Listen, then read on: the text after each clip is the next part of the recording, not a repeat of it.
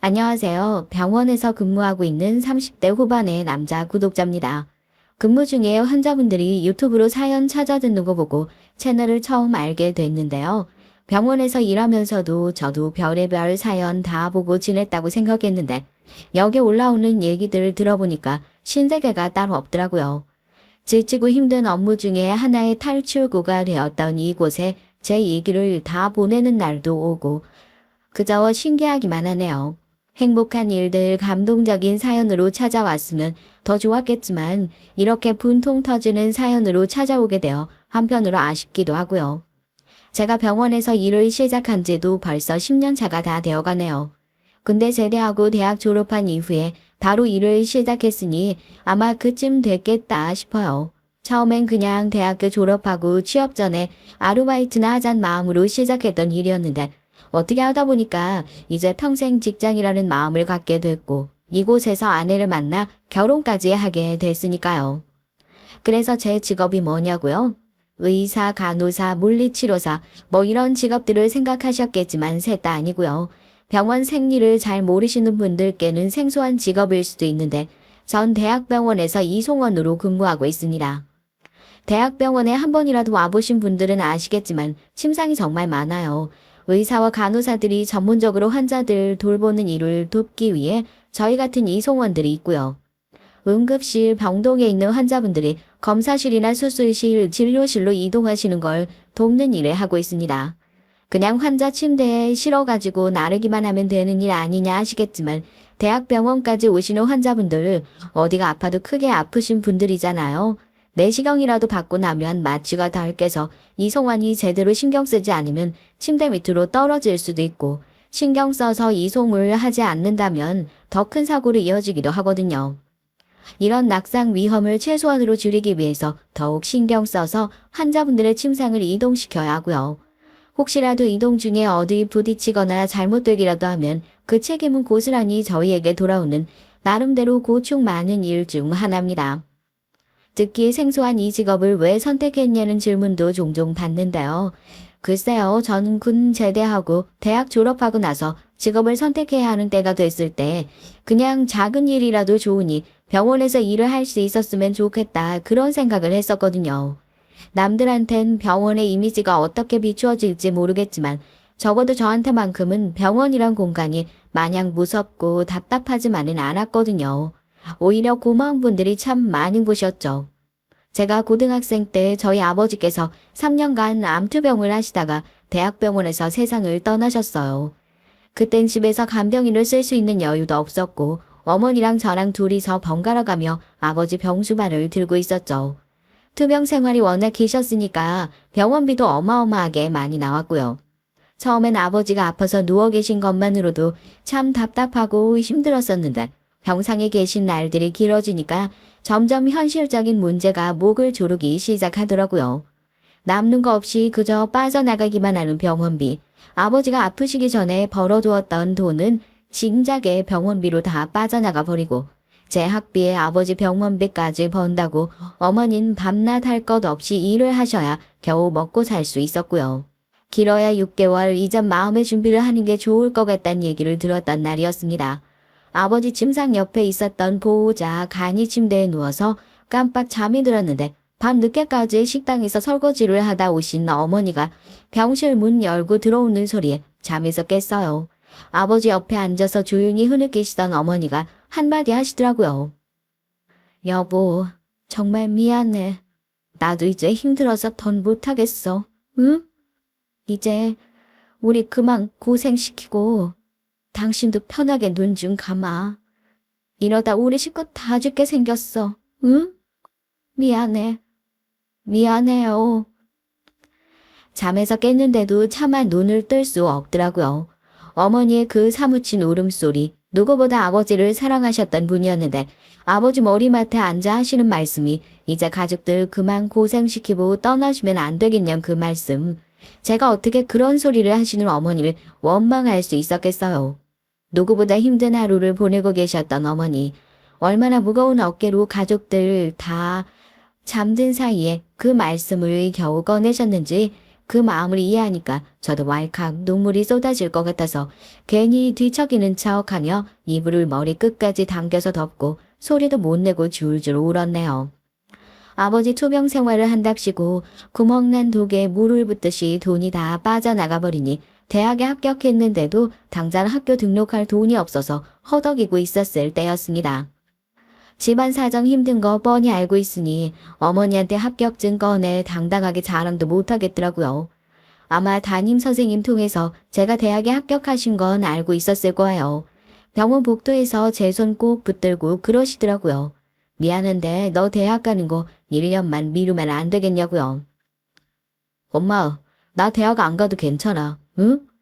대학 안 가도 성공하는 사람이 얼마나 많은데. 대학도 합격할 머리인데 나가서 뭔들 못하겠어요? 나 진짜 괜찮으니까 너무 속상해하지 마세요. 마음에도 없는 소리였죠. 저도 친구들처럼 대학교 들어가서 하고 싶은 공부하면서 그렇게 살고 싶었는데요.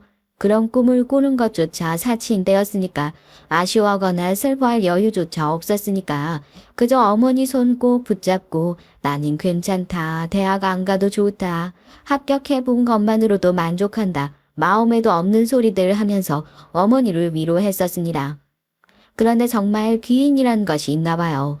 저희 아버지 담당해 주셨던 주치의 선생님. 솔직히 어머니도 저도 그닥 좋아하지 않았던 분이었어요.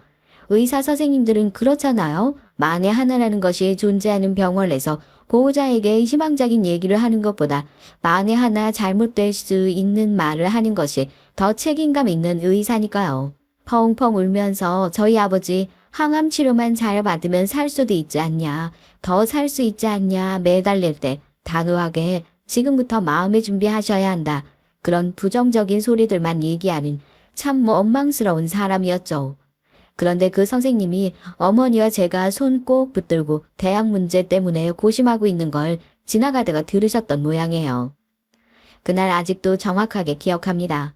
일요일 아침 회진 나올 시간도 아닌데 갑자기 저희 병실을 들어온 주치의 선생님을 보고 아버지가 뭐 그 사이에 더 잘못되시기라도 하신 건가 둘 다 겁을 잔뜩 집어먹고 선생님 쳐다보고 있는데 주머니에서 두툼한 흰색 봉투 하나 꺼내시더라고요.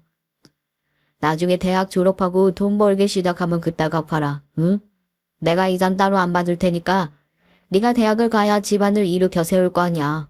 아버지 병수 발만 들다 내 인생 이렇게 망했다. 원망스러운 마음으로 아버지 보내드리면 아버지도 마음 편히 못 가셔. 아이고 선생님 이게 무슨 아이고 내가 이 은혜를 어떻게 갚아야 될지. 아이고 하느님 아버지 감사합니다. 아이고 감사해요 선생님. 정말로 감사드립니다. 봉투 안에 들어있는 건 등록금을 내고도 남을 만한 돈이었습니다.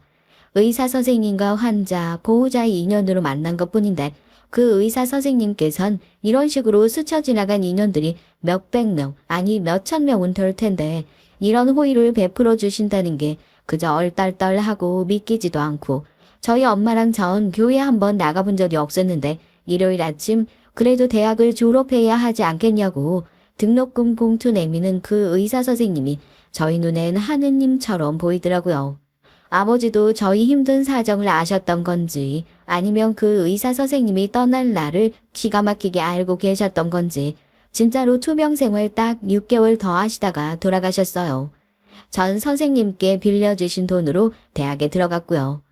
어머니도 쉬지 않고 일을 하시면서 제 생활비를 대주셨습니다.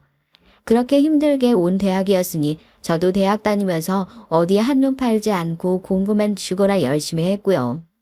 매년 스승의 날이 오면 졸업한 학교 찾아가는 대신에 병 주스 한 병씩 들고 병원 찾아가서 선생님께 감사 인사를 드렸어요. 선생님께서 도와주셔서 나 이렇게 열심히 잘 살고 있다. 그거 보여드리고 싶어가지고요. 아버지의 빈자리를 많이 채워주셨던 분이셨습니다. 저도 선생님처럼 병원에서 일하고 싶은데 저한테도 그런 기회가 올까요? 선생님처럼 의사하려면 한참 늦은 것 같고 다시 태어나도 그 머리는 못 가질 것 같은데. 야 이놈아, 의사가 그렇게 쉽게 되는 거면 내가 삼수까지 해가면서 의대 들어갔겠어? 병원에 의사만 있는 줄 알아? 병원에서 일하고 싶으면 간호사도 있고 원무과 선생님들도 있고 네가 마음만 먹으면 할 수 있는 일이 널렸으니까 넌 그냥 공부만 열심히 하면 돼. 병원은 저한테 그런 공간이었어요. 아버지의 투명 생활을 보면서 가장 힘들었던 순간이 있었던 공간. 그럼에도 불구하고 좋은 인연을 만나 무너진 마음을 다시 한번 일으켜 세울 수 있는 희망을 찾았던 공간. 그리고 나 역시 이런 곳에서 환자들에게 봉사하는 마음으로 살고 싶다는 새로운 꿈을 심어주었던 공간이요. 그래서 군대 다녀오고 남들은 연봉 높은 대기업이니 뭐니 찾아보고 있을 때 전 내가 병원에서 할 수 있는 일이 뭐가 있을까 고심하는 게 굉장히 자연스러워졌어요. 그 시절에 전역한 군대 선임을 만나게 됐는데 이 일을 소개받게 된 거예요. 너 사지 멀쩡하고 예전에 군대 있을 때도 힘도 꽤나 쓰지 않았어?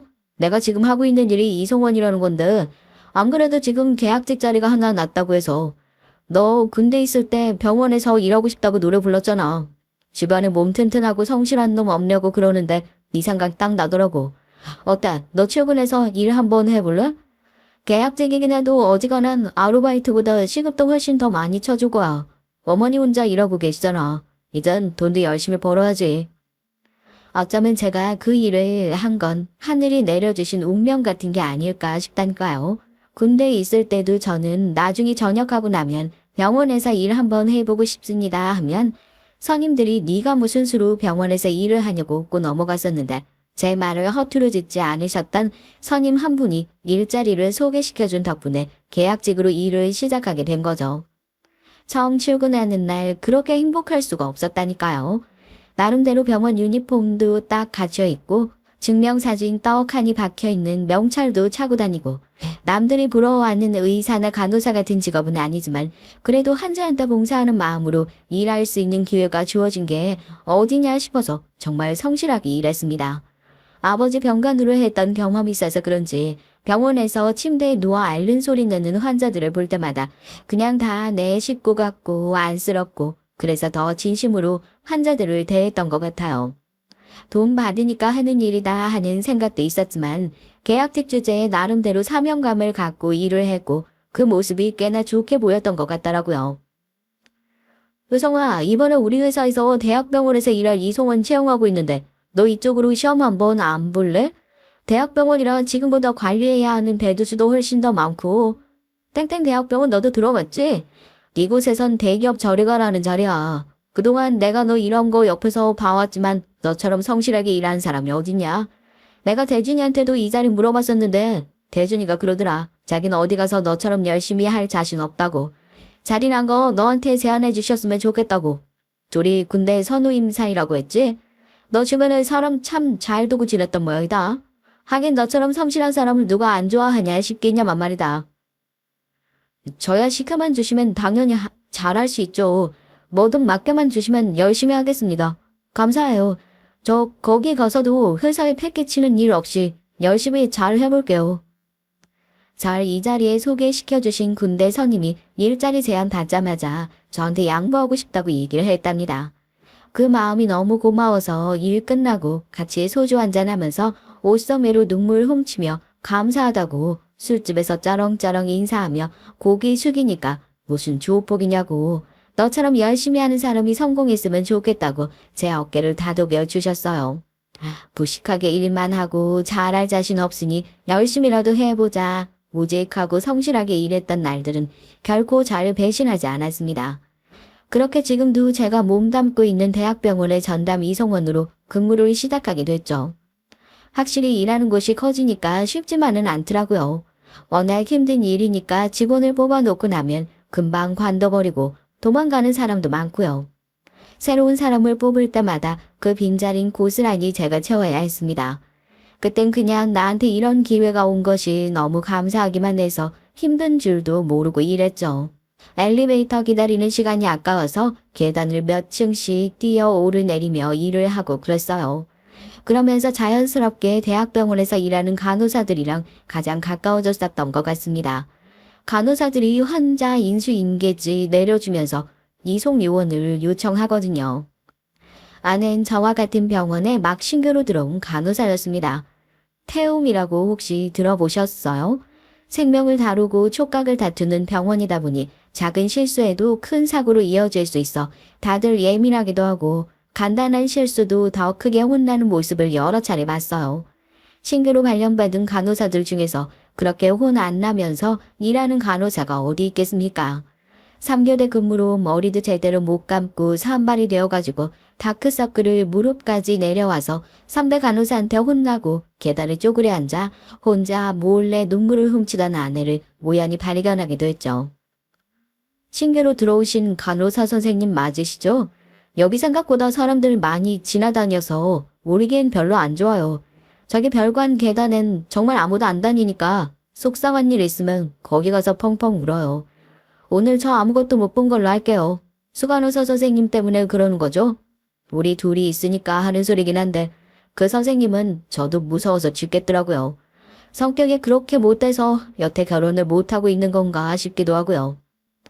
그날도 엘리베이터 기다리다 답답해서 계단 문 열고 뛰어내려가고 하는데 저 끝에 누가 웅크리고 앉아 펑펑 울고 있더라고요.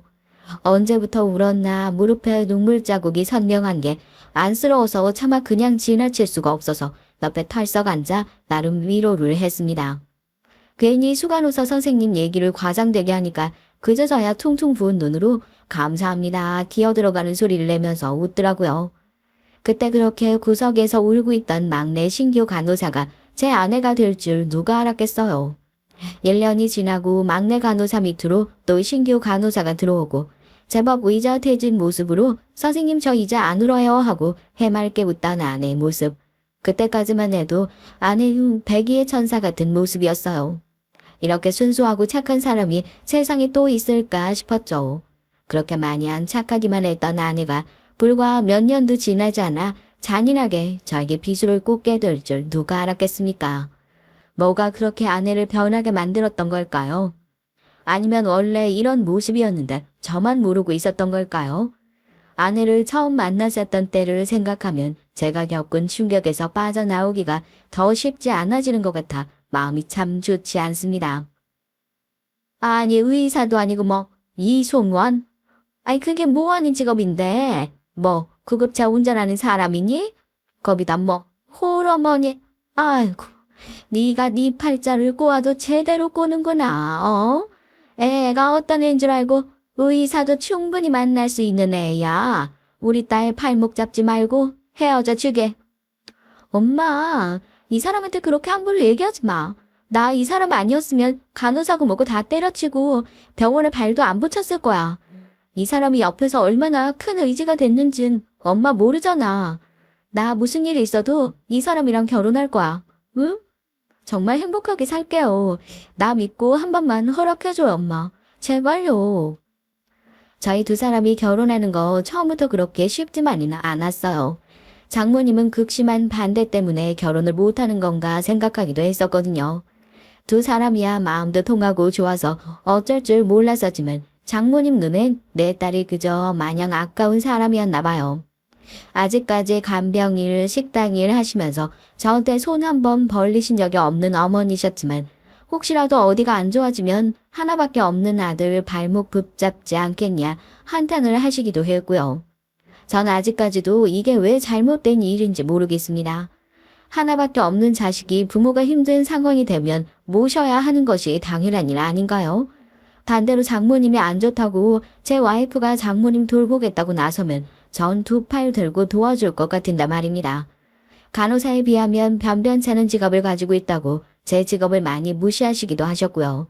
물론 3교대 간호사인 와이프급에 비하면 성에 안 차시기도 하지만 아내가 살림을 못하는 만큼 제가 살림을 할 수 있으니 이것도 그렇게 비교하고 따지고 보면 영 손해보는 일은 아니었는데 말이에요. 솔직히 그런 거죠. 마음에 안 든다 하고 못 박아두면 반대할 수 있는 이유는 차고 넘치잖아요. 이런저런 핑계를 대며 결혼은 절대 안 된다고 한사코 반대하시던 장모님도 결국 딸의 고집을 꺾지 못하고 저희의 결혼을 허락해 주셨습니다.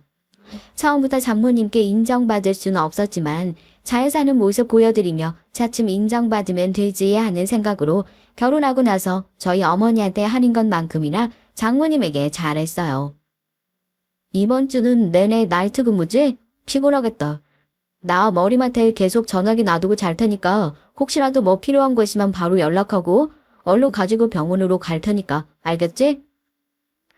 고맙고 미안해서 어쩌지 여보? 사람들이 진짜 이 집은 남편이랑 와이프 역할이 바뀐 것 같다고. 나보다 당신이 살림 훨씬 잘할 것 같다고 뭐라고 한다니까? 밤낮 없이 일하는 당신 대신해서 살림 그거 조금 해놓는 게 뭐 그렇게 큰 대수라고. 난 정말 괜찮으니까 남들이 뭐라고 하든지 신경 쓰지 말고 당신 일 편하게 하면 돼. 난 정말 그거는 됐으니까. 퇴근길에 장모님 좋아하시는 국화빵이라도 하나 사가지고 잘 계시는지 들여다보고 올 테니까 일 힘들어도 기운 날고. 알겠지? 교대 근무를 하는 업무 특성상 결혼을 하고 나서 집안 살림 역시 온전히 제 몫이었어요. 한 번도 그걸 힘들고 억울하다 생각해 본 적도 없고요. 함께하는 게 살림이고 두 사람 중에 한 사람이라도 덜 바쁜 사람이 챙기면 그만이다 싶었거든요. 오히려 자주 바뀌는 스케줄 근무표에 따라서 일을 해야 하는 아내가 그저 안쓰럽게만 느껴질 뿐이었습니다. 이런 거 이해해주는 사람은 당신밖에 없다. 사람들이 다들 뭐라고 한다. 아내가 미안한 마음에 어쩔 줄 몰라 하며 그런 얘기를 할 때면 내가 다른 사람이랑 결혼한 것도 아닌데 무슨 상관이냐. 당신이 전업주부도 아닌데 그런 거 신경 쓸 필요 없다. 나는 그냥 당신이 조금 덜 피곤하고 행복하면 그걸로 됐다. 얘기를 하면서 아내를 달래주곤 했었죠. 정말 지독한 아내 발악이었습니다. 자다가도 근무하고 있던 아내가 뭐 필요한데 뭐 좀 갖다 줄 수 있어. 전화 한 통화만 하면 벌떡 일어나서 30분 거리 병원으로 달려가는 그런 사람이었어요. 다른 건 다 인정받지 못하더라도 한결같이 아내를 사랑했던 그 마음만큼은 그 누구도 부정할 수 없는 사실일 겁니다. 하지만 한결같이 잘하는 제 모습에 아내는 쉽게 실증을 느꼈던 걸까요? 아니면 장모님 말씀처럼 한때 사랑에 눈이 멀어서 했던 선택을 후회하기라도 했던 걸까요? 결혼 2년 차가 지나고 나서부터 아내는 조금씩 달라지기 시작했어요. 사랑이 한결같을 수 없다는 것 정도는 저도 알고 있습니다. 부부라고 해도 매일같이 설렐 수 없다는 것도 말입니다. 하지만 설렘이 잦아들고 두 사람의 관계에 안정이 찾아온 것과 사랑이 식어버린 것은 누가 봐도 다른 거죠. 주변 사람들이 보더라도 느낄 수 있을 정도인데 매일같이 옆에 붙어 살고 있는 남편이 제가 못 느낄 리가 있었겠어요. 아내의 눈빛만 봐도 저에 대한 마음이 조금씩 식어가고 있다는 걸 눈치챌 수 있었습니다. 그땐 제 노력만으로 아내의 마음을 돌릴 수 있을 거라 생각했죠. 당신 이번 주 스케줄표가 어떻게 되는 거야? 저번 달에 나이트 근무 많이 해서 이번 달은 뭐 데이 근무라고 그러지 않았어? 오늘도 많이 늦는 거야?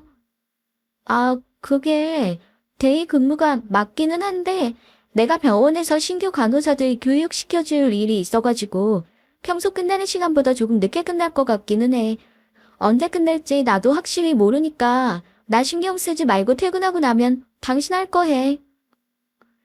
같은 병원에서 일을 하니 아내의 근무표를 제가 모를 수 없다는 것도 뻔히 알고 있었을 텐데 와이프는 대체 무슨 생각으로 그렇게 대범하게 제 눈을 피해가려고 했던 걸까요? 아내의 외도 사실을 직접적으로 눈치챌 수 있었던 것은 바로 그 근무 스케줄 때문이었습니다. 휴무 없이 출근을 하는 아내가 이상하다 생각했는데 아침에 같이 출근을 한 이후로는 병원에서 코빼기도 보이지 않더라고요. 연락을 해봐도 전화는 받지 않고 문자로 오늘 정신이 없어서 퇴근할 때나 맞춰서 연락을 한다고 하지련다. 영 이상하다 싶었는데 다른 간호사에게 환자를 인계받으며 아내의 행방을 알 수 있었습니다. 자기는 오늘 배 좀 아프겠어. 마누라 쉬는데 혼자만 나와서 일하고 말이야. 간호사랑 같이 사는 거 보통 어려운 일 아니지? 휴무 맞추기도 어렵고 살림도 남편이 많이 신경 써야 하고 그래도 연재 씨는 결혼 참 잘했지. 이렇게 든든한 남편이 하나부터 열까지 다 챙겨주니까 신경 쓸 일 없이 자기 일만 열심히 하면 되고 얼마나 좋아. 이 얘기를 듣는데 정말 뭐라고 반응을 해야 할지 모르겠더라고요. 아침에 옷까지 다 챙겨 입고 저랑 출근을 했던 아내의 스케줄표상 오늘은 휴무였다는 겁니다. 그럼 대체 이 사람은 하루 종일 어디에서 뭘 하고 있는 걸까? 그 얘기를 듣자마자 표정이 싹 굳어진 걸 대번에 알아차린 동료가 저한테 그러더라고요. 조심스러운 얘기긴 하지만 혹시 아내가 바람 피는 거 아니냐고. 너 그런 낌새 못 느꼈던 거냐고. 이 친구 역시 얼마 전 아내의 외도로 이혼 도장을 찍고 왔던 터라 수상한 느낌을 지울 수가 없었나 봅니다. 말 한마디 한마디가 비수가 되어 가슴에 날아와 꽂히는 것 같더라고요. 야, 와이프 바람은 정말 달라. 그거 잘못하면 못 돌아온다고. 남자들이 아무리 절절히 사랑하는 것 같고 해도 나중에 때 되면 다 자기 가정으로 돌아오게 되어 있는데 여자들은 안 그래. 내가 겪어봐서 알잖아. 여자들은 바람이 아니라 사랑이고 가정이고 뭐고 언제든지 한 번에 싹 다 놔버릴 수 있더라. 나야 늦어서 되돌릴 수 없었지만 넌 제대로 알아봐. 물론 아닐 거라고 생각하지. 아니어야겠지만 그래도 사람 일이라는 거 혹시 모르잖아? 하루 종일 동료의 말이 머릿속에서 떠나지를 않더라고요. 설마 아내가 그랬을까 싶기도 하고요. 제 퇴근 시간이 다가오니까 사라졌던 아는 마치 하루 종일 병원에서 근무하고 마친 것처럼 주차장에 아무렇지도 않게 다시 나타났습니다. 아내가 쉬었다는 사실을 뻔히 알고 있는데도 저한테 오늘은 뭐 때문에 힘들었네, 피곤하네, 눈 하나 깜짝 않고 거짓말을 하는 모습을 보고 얼마나 소름이 끼쳤는지요. 나도 오늘은 좀 피곤하다고 뭐가 됐든 나중에 얘기하자고 말하고 시동을 켜고 집으로 향했어요. 그리고 조용히 블랙박스 메모리를 뺐죠. 사실 차에 타자마자 아내가 이 차 몰고 어딜 갔다 왔구나. 아내는 제가 신경을 쓰고 있는 줄도 몰랐겠지만 미묘하게 달라진 주행거리를 보고 바로 알아차렸거든요. 이 차에 제발 아내 혼자 탔길 속으로 염불 외듯이 기도하고 그렇게 아내가 잠들 때까지 기다렸다가 노트북에 메모리를 꽂았어요. 그리고 전 정말이지 피하고 싶었던 광경과 마주치게 됐습니다.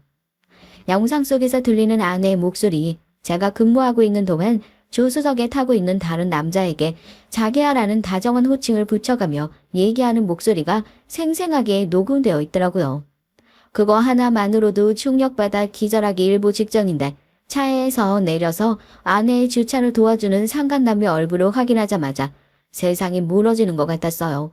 저도 아는 사람이더라고요. 저희 병원으로 들어온 지 얼마 안 된 의사 선생님. 며칠 전까지 저랑 지나치면서 젠틀하고 사람 좋게 인사를 하던 그 사람이 조수석에서 내려 아내의 주차를 도와주고 있더군요. 제가 집에서 죽어라 아내 뒷바라지를 하고 있던 그때 아내는 제 보살핌을 받으며 다른 남자와 하하호호 놀아나고 있었던 사실이 어떻게 믿어지겠냐고요. 부정도 해보고 끓어오르는 속을 참아보기도 하고 솔직히 아주 짧은 순간이긴 했지만 내가 봤던 것들 그냥 싹 다 덮어놓고 모른 척 할까 생각도 했습니다. 다른 남자와 뻔히 외도를 저지른 것을 알고 있으면서도 눈 감아줄까 고민할 정도로 그만큼 아내를 사랑했었으니까요. 그렇게 뜬 눈으로 밤을 지새우고 둘 다 휴무를 맞이하게 됐죠. 아무 말도 하지 못하고 거실에 멍하니 앉아있는 절 보더니 아내도 뭔가 이상한 낌새를 눈치챘던 모양입니다. 무슨 일 있냐고, 뭐 할 말이 있냐고 먼저 눈치를 보면서 말을 걸어오더라고요. 밤새도록 아무리 고민해봐도 이대로 모른 척하는 것은 말이 안 된다는 결론에 이르렀고 전 아내가 마지막까지 저를 속이지 않기를 간절히 빌며 어제 출근을 한 게 맞냐 물었습니다. 아내가요 눈 하나 깜짝하지 않고 거짓말을 하더라고요. 어젯밤이 같이 출근해놓고 지금 무슨 뚱딴지 같은 소리를 하는 거냐고요. 그 대답에 신락같이 이어져 오던 마지막 신뢰마저 와르르 무너져 버리고 말았습니다. 난 당신이 그래도 끝까지 거짓말하지 않길 간절히 빌었는데 그 간단한 것조차 당신은 안 되는구나. 내가 지금 아무런 증거도 없이 당신한테 이런 질문을 했을 것 같아? 당신 바람 피고 있는 거 내가 다 알고 지금 물어보는 거라고. 이래도 발뺌할라? 전 끝까지 오리발을 내미는 아내에게 블랙박스 영상을 보여줬어요. 그제서야 입 꾹 다물고 아무런 말도 하지 않더라고요. 제가 차라리 변명이라도 해보라고, 그런 사이 아니라고, 거짓말이라도 또 해보라고 아내를 붙들고 흔들었지만 결국 아내는 제 깨져버린 신뢰를 다시 한번 짓밟고 말았습니다. 그 사람을 진심으로 사랑하고 있다고. 기가 막혀서 헛웃음밖에 안 나오더라고요. 남편 앞에 두고 다른 남자를 사랑한다는 소리를 저렇게 아무렇지도 않게 뻔뻔하게 할 수 있었던 사람이었구나. 내가 그동안 어떤 사람이랑 이 부부 생활을 이어온 걸까 믿기지 않는 현실이 참혹하게 다가오기만 했습니다. 나 이제 당신 같은 사람이랑 사는 거 지겹고 지쳐. 당신도 봐서 알잖아. 저 사람 능력도 좋고 저 사람도 나 진심으로 사랑한다고 그렇게 얘기했어. 이미 당신 눈으로 뻔히 다 봐놓고 무슨 대답을 듣고 싶어서 이래? 긴 말 안 할게. 그냥 조용히 헤어져 주라. 같은 병원 일하면서 서로 얼굴 붉히기도 싫고 소문나봤자 서로 좋을 거 없잖아. 그냥 성격 차이라고 사람들한텐 그렇게 얘기하고 우리 갈라서자, 응? 내가 뭐 좋으라고 이혼을 해줘. 소문나는 게 무서우면 바람을 피우지 말았어야지. 새로 들어오는 의사랑 눈 맞아서 가정 깨고 바람 피웠다. 소문 나봤자 엿대는 거 당신밖에 없어. 나? 그 소문 나서 사람들이 불쌍하게 볼까봐 이제 와서 그게 걱정되냐? 나 진짜 아무렇지도 않아. 이제 와서 나 배려해주는 척, 생각해주는 척 하지 마. 당신 그거 아주 역겨우니까. 어떻게 되든 망하는 건 당신뿐인데 왜 나까지 붙들고 늘어지려 그래? 뭐 좋으라고 이혼을 해, 어? 내가 그동안 당신한테 어떻게 했는데, 장모님한테 어떻게 했는데, 이딴 식으로 뒤통수를 쳐? 어디 그 남자랑 실컷 바람 피우고 놀아봐. 내가 순순히 이혼해주나. 그럴 일 절대 없으니까. 마음 같아선 아내의 깃방망이라도 한 대 올려붙이고 싶은 심정이었죠. 주먹을 꼭 쥔 손이 덜덜 떨리는 게 느껴지더라고요. 남아있는 건 악에 바친 모습밖에 없었습니다. 뭐 좋으라고 이혼을 해주냐고. 절대 그럴 일 없다고 고래고래 소리를 지르니까 아내는 내가 그러면 당신이랑 못 헤어질 줄 아냐. 어떻게든지 이혼해줄 수밖에 없을 거다. 끝까지 그 두꺼운 낯짝을 들이밀며 되려 화를 내더니 짐을 챙겨 밖으로 휙 나가버렸어요. 배우자의 외도를 경험해보신 분들이라면 제 심정을 공감하실 겁니다. 상실감? 허탈감? 내가 세상에서 제일 믿고 의지했던 사람이 날 배신했다는 그 배신감 때문에 가만히 있는데도 미쳐버릴 것 같더라고요. 그리고 그날 저녁 먼저 연락이 왔던 것은 아내가 아닌 장모님이었습니다. 잠깐 얼굴 좀 봤으면 좋겠다. 집으로 오시겠다 하시길래 그러시라고 했죠. 전 솔직히 장모님이 저한테 무릎 꿇고 사과라도 할 줄 알았습니다. 딸 자식 잘못 키워놔서 이런 사고를 쳐서 진심으로 미안하다고 사과라도 받을 수 있을 줄 알았죠. 콩 심은 데 콩 나고 팥 심은 데 팥 난다고 그렇게 뻔뻔한 태도를 일궈나던 아내 장모님이 나왔다는 사실을 깜빡했습니다. 저희 집에 당당하게 들어오신 장모님, 불난 집에 기름을 붓는 것도 아니고 들어오셔서 의자에 앉지도 않고 저한테 자기 딸이랑 이혼을 해달라고 부탁을 하더라고요. 그게 부탁인가요? 아니요, 저 그 사람이랑 절대 이혼 안 할 겁니다. 제가 뭐 아쉬워서요.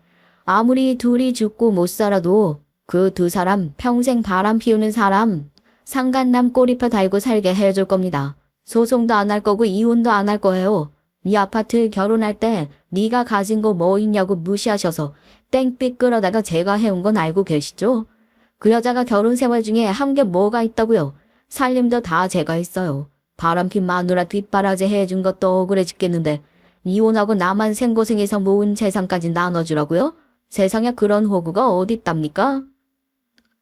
김서방, 내가 자네 그냥 안쓰러워서 하는 소리야. 이미 마음 떠는 여자 붙들고 살아서 뭐 할 건가? 김서방, 나도 의사 사위 좀 보고 싶네, 응? 그 편변 사는 사위 말고 사자 붙은 사위 좀 보고 싶다는 게 그렇게 욕심이야. 돈이 문제면 내가 이 아파트 살 때 낸 빚 갚아주면 그만 아닌가. 내가 5억 줄 테니까 이혼 서류에 도장 좀 찍어주게. 병원에 소문내지 않겠다. 각서만 쓰면 내가 이 아파트 빚 다 갚아줄 테니까. 그러면 되지 않겠어? 와, 진짜 미쳐버릴 것 같더라고요. 의사 사위 보고 싶으니까 헤어져 달라는 장모님의 말. 그 엄마의 그 딸이구나. 이 일을 어떻게 꽉 물고 있었는지 턱이 다 아플 정도였죠. 그래서 어떻게 했냐고요?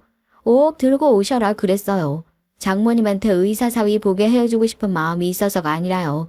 이딴 식으로 나오는 사람들 저 혼자 가족이라고 붙들고 있는 게 무슨 의미가 있나 싶어 저도 진짜 다 포기하고 싶은 마음이 들더라고요. 이왕 이렇게 된 거 그래, 저 여자가 바람 피워 이혼하는데도 꼴랑 위자료나 조금 챙겨받고 헤어질 바에 나도 이기적으로 굴어보자.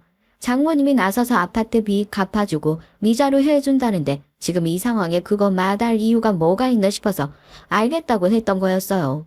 그 두 양놈들 병원에서 놀아나는 모습 더 볼 자신도 없고 그 돈 받고 그냥 나도 깔끔하게 병원 관두고 다 정리해야겠다 생각했죠.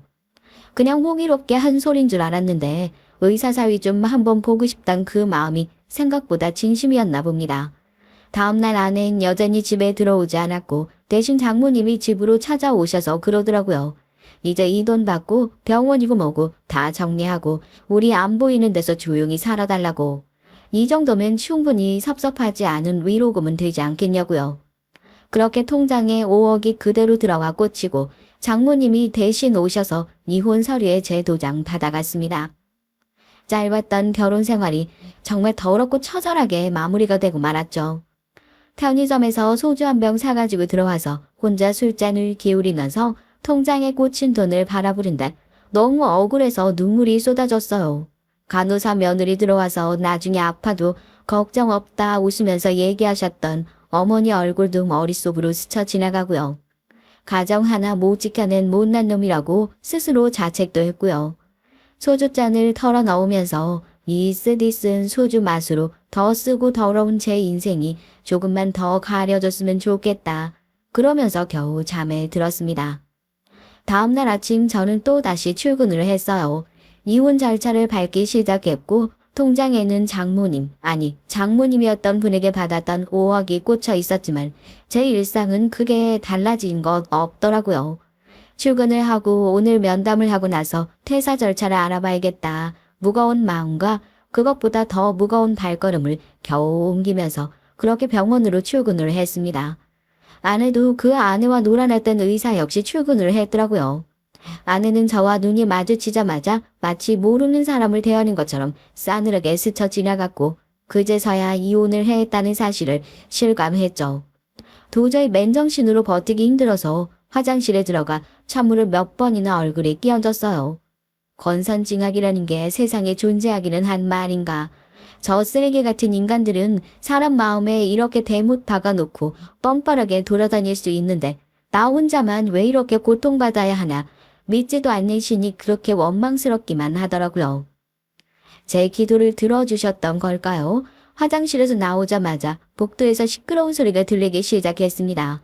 병원이야 워낙 별의별 일이 다 일어나는 곳이니까 또 화가 난 보호자가 난동을 부리는구나 정도로 생각했는데 환자들이며 직원들이 웅성거리면서 모여있는 것이 예산 일은 아니다 싶더라고요.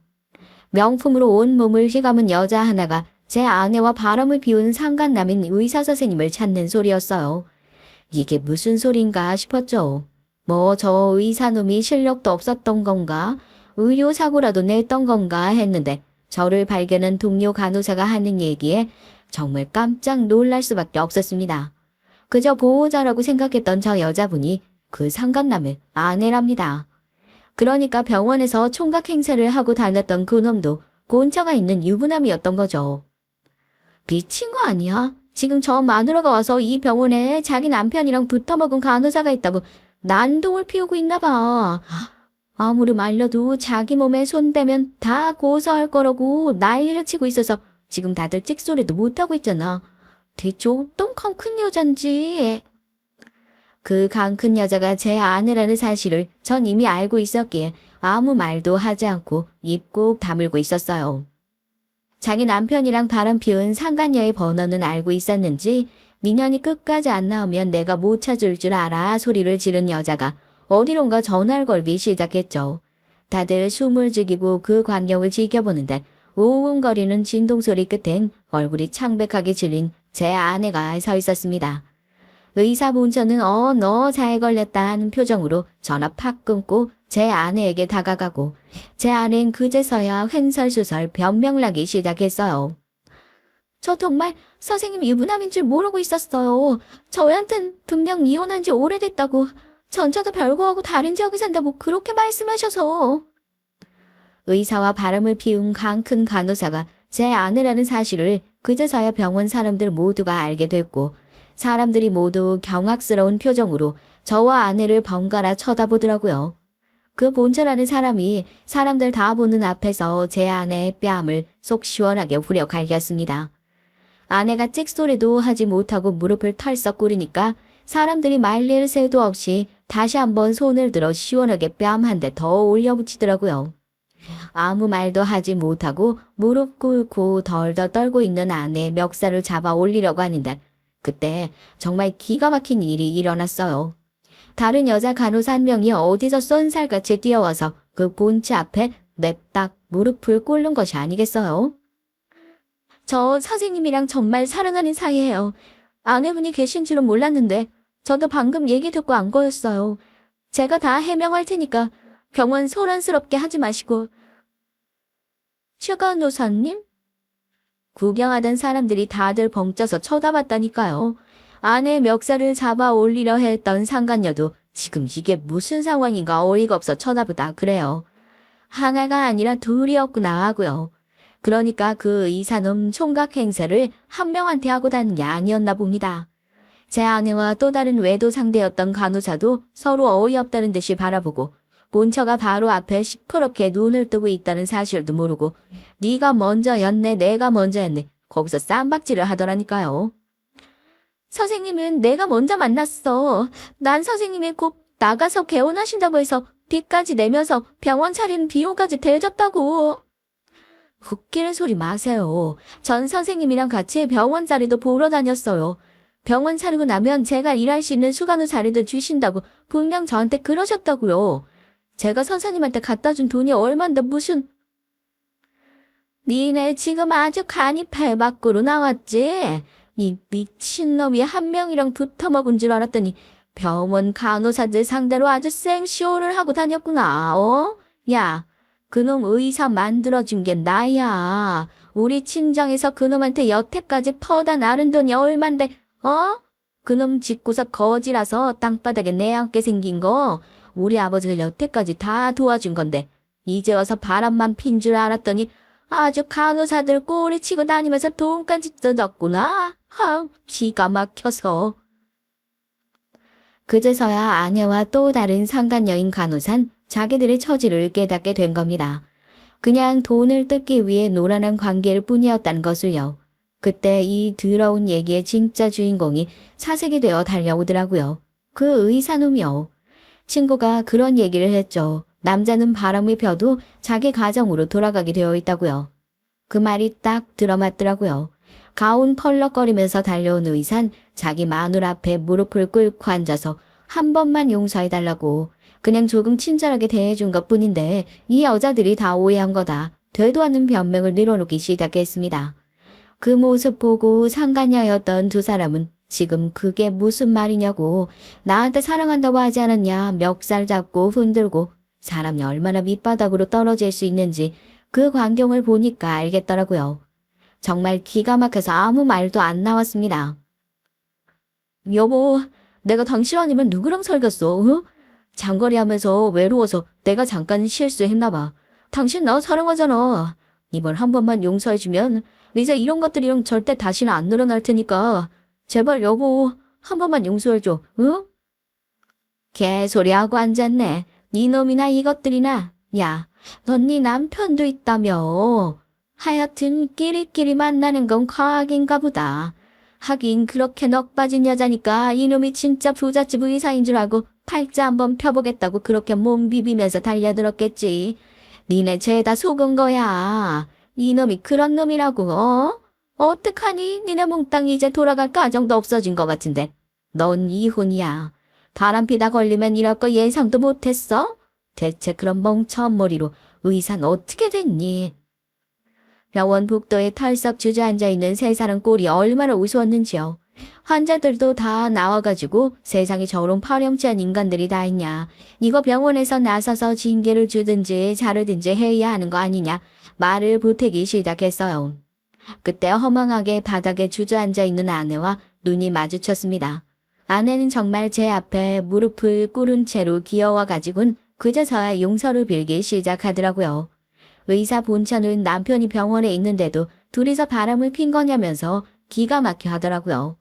남들이 봐도 이렇게 기가 막힐 노릇인데 당사자인 저는 어땠겠어요.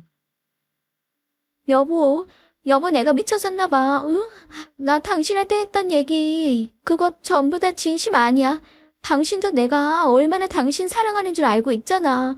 정말 딱 이번 한 번만 눈 감아주고 용서해주면 다시는 이런 짓 안 할게. 당신은 내 편이잖아. 응? 뭐라고 말이라도 해봐. 제 다리를 붙들고 어엉엉 울면서 그제서야 후회 가득한 사과를 뱉어내는 아내를 전 싸늘한 표정으로 뿌리쳤습니다. 그렇게 싹싹 빌면 용서받을 수 있는 잘못이라고 생각한 게 기가 막히지만 지금 아내가 처한 꼴이 뭔지 제대로 알려줘야겠다 싶더라고요. 이것보다 더 속 시원한 복수가 어디 있을까요? 바람 피우면서 이런 꼴 당할 생각은 전혀 못했어? 왜 저놈한테 여보소리 그렇게 잘하더니만. 이제 저쪽에 비밀 구사 없어진 것 같으니까 내가 다시 네 남편으로 보이나 보지? 미안한데 니네 엄마가 이혼 서류에 도장 받아가면서 우리 사이는 완전히 끝났어. 얼른 니네 엄마한테 전화해서 의사사위 보긴 글렀다고 얘기를 좀 해주지. 나 붙들고 그러시던데 자기 의사사위 좀 보게 해달라고. 병원에 소문내지 말고 조용히 좀 헤어져 달라고. 내가 그 조건으로 니네 엄마한테 5억 받고 이혼 서류에 도장 찍어줬거든. 니네 엄마한테 전화해서 꼭 전해라. 병원에 내가 소문낸 거 아니라고. 뭐, 엄마가 5억을 줬다고. 여보, 제발. 이게 무슨, 나 이제 어떻게 하라고.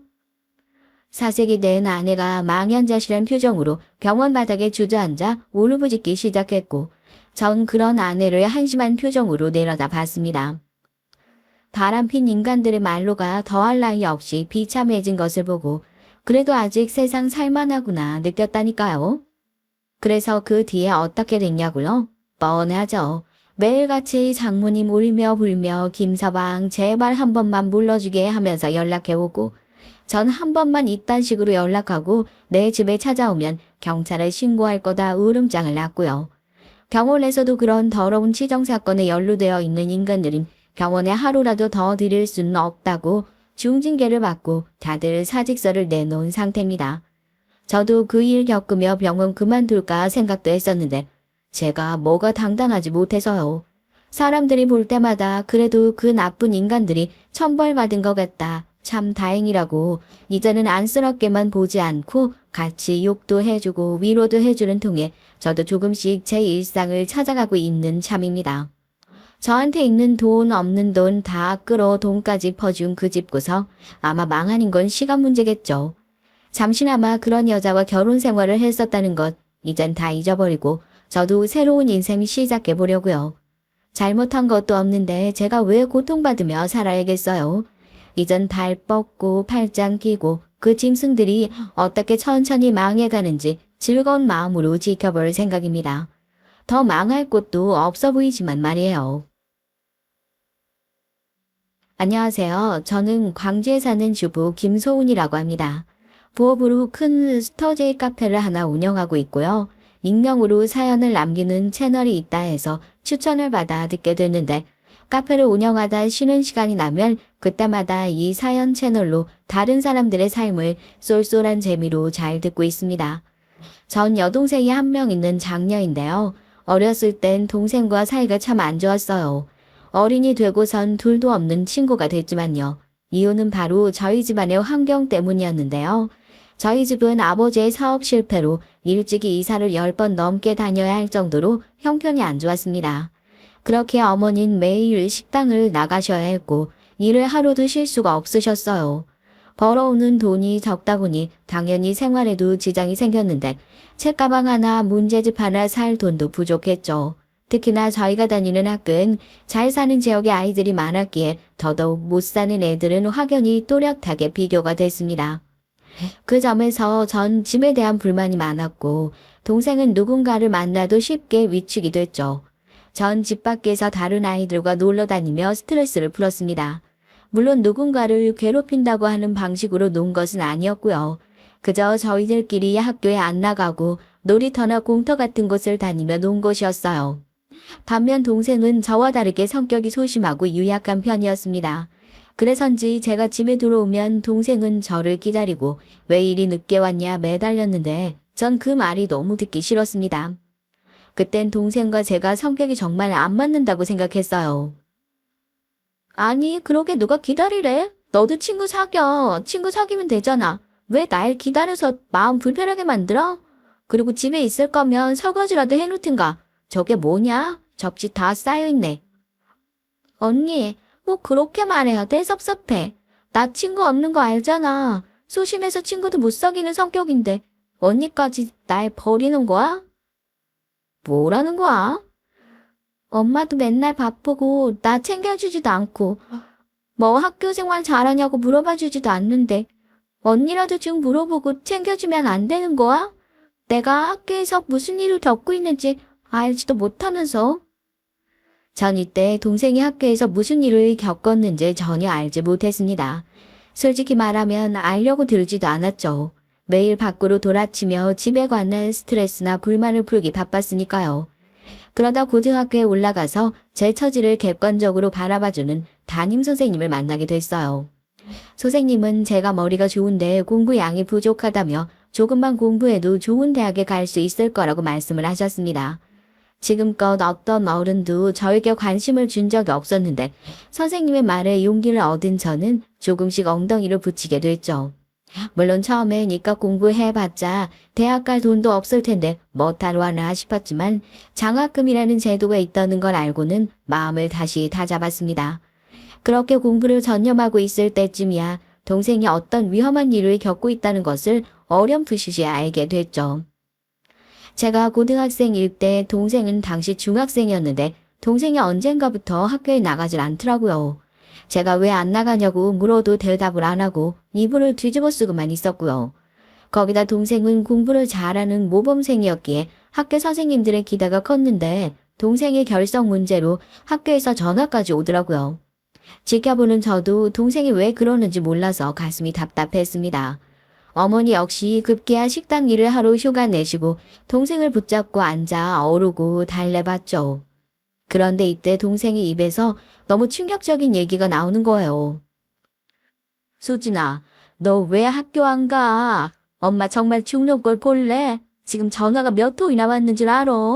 너 이대로 학교 안 가면 중학교 졸업 못한대. 고등학교로 검정고시 본다고 해도 중학교는 나와야지. 도대체 왜 그러는 건데? 어? 무슨 일이 있으면 엄마한테 말해봐. 어? 그냥 가기 싫어. 그러니까 왜? 애들이 나 왕따 시킨단 말이야. 우리 반이 일진이라고 불리는 무서운 애가 있어. 걔가 주도해서 모두가 날 싫어하는데 내가 어떻게 학교에 가? 나 가기 싫어, 엄마. 차라리 이대로 그냥 학교 안 다니고成적 강할래. 뭐? 아니 네가 그럼 지금까지 괴롭힘을 당하고 있었다는 거야? 아니 그걸 왜 지금 말해 이거사? 어머니는 당황하신 나머지 소리를 빽질렀고 저 역시 덩달아 심장이 쿵쿵댔어요. 동생에게 자세히 들어보니 동생을 왕따시키는 여자애는 동생 말대로 정말 일진이라 불리는 유명한 양아치더라고요. 그 학교에선 이미 유명했고 옆 학교까지 널리 알려진 악명 높은 여자애였습니다. 심지어 제 친구들도 알고 있더라고요. 아, 김희은? 나 알아. 내 동생한테 들은 적 있거든. 걔 작년에 어떤 애 심하게 왕따시켜서 전학시킨 걸로 유명하대. 심지어 자기 아는 남자애들 동원해서 어디 끌고 가기도 한다던데? 어디로 끌고 간다고? 거기서 뭘 하는데? 못 다리거나 하겠지. 저번에 걔한테 당한 전치 5주인거 6주인거 나왔다는데 갈비뼈도 부러졌대. 그 얘기를 듣는데 가슴이 덜컥 내려앉았습니다. 제 동생이 정말 심각한 상황에 놓여 있다는 게 실감이 됐어요. 마지막으로 아니길 바라는 마음으로 동생에게 물어보니 모든 것이 사실이었습니다. 동생은 그제서야 울면서 저에게 토로하더군요. 언니, 나 모텔 끌려가서 몇 번 맞았어. 걔가 내 안경 벗기더니 무지막지하게 때리더라고. 걔 말고도 몇 명 더 있었어. 모르는 남자애들도 있었고. 너무 수치스러웠어. 너무 힘들어서 언니한테 말도 못했어. 미리 말 못해서 미안해 언니. 여기 멍자국이야. 동생이 옷을 올려 이곳저곳 붉고 푸르게 멍든 자국들을 보여주는데 너무 속이 상했습니다. 눈물이 왈칵 솟으며 도저히 그 여자의 일당을 가만히 두고 보고 있을 수가 없겠더군요. 그래서 전 다음날 바로 동생의 학교를 찾아갔고 그 여자애를 불러달라 말했습니다. 하지만 너무 어처구니 없는 일이 뒤이어 벌어지더군요. 바로 그 여자애가 미리 손을 쓴 것이었어요. 동생을 가학적으로 괴롭힌 여자인 이미 학교를 자퇴했고 유학을 갈 예정이라고 들었습니다. 결국 저나 동생이나 정당한 사과를 받을 기회를 영영 놓치고 만 것이죠. 전 너무 억울해서 위원회라도 열고 싶었지만 동생은 더 이상 이곳에 있고 싶지 않아 했어요. 그 사건을 떠올리는 것만으로도 괴로워하고 있었고 정신적인 문제가 아주 심각했습니다.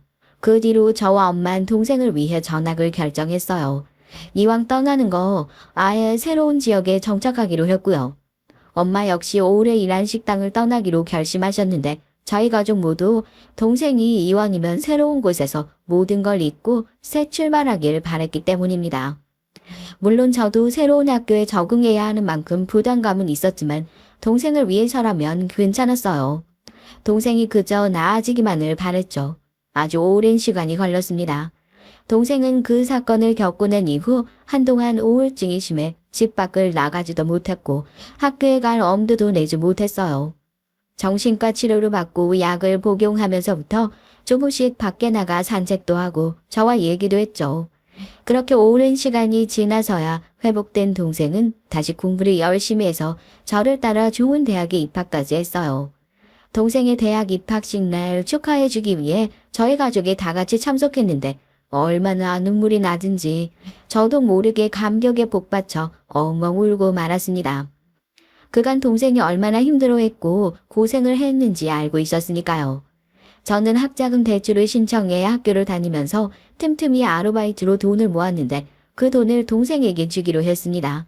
동생 역시 저처럼 빠듯할 테니 돈 걱정하지 말고 공부했으면 해서요. 그날 동생과 저는 오랜만에 이런 따뜻한 대화를 나누기도 했는데요. 언니, 이런 걸 왜 나를 줘? 언니가 힘들게 모은 건데. 너라도 덜 쪼들리게 생활해야 내 마음이 편해서 그래. 내 마음 편하라고 주는 거니까 받아. 언니가 항상 응원하는 거 알지? 알지. 고마워 언니. 나도 우리 언니 항상 응원하고 있어. 내가 이 돈은 10배, 아니 100배 불려서 언니한테 갚을게. 그래서 언니 이쁜 옷도 사주고 차도 사주고 집도 사줄 거야. 말만 들어도 좋다. 동생은 오랜만에 보이는 미소로 화답을 하더군요. 그 후 동생에게서 잘 살고 있다는 안부 연락을 받으며 전 그제야 마음을 놓을 수 있었습니다.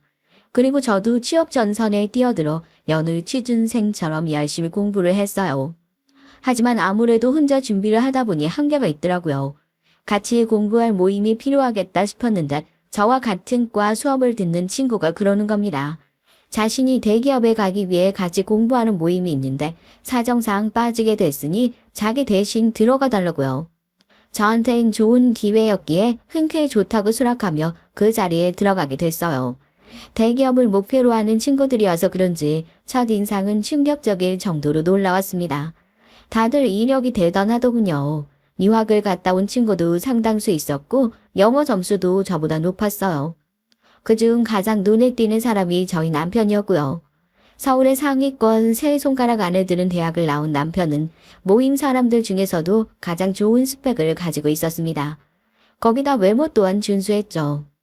남편은 미국에서 오랜 기간 살다 왔고 금융 쪽 기업을 노리고 있었는데요.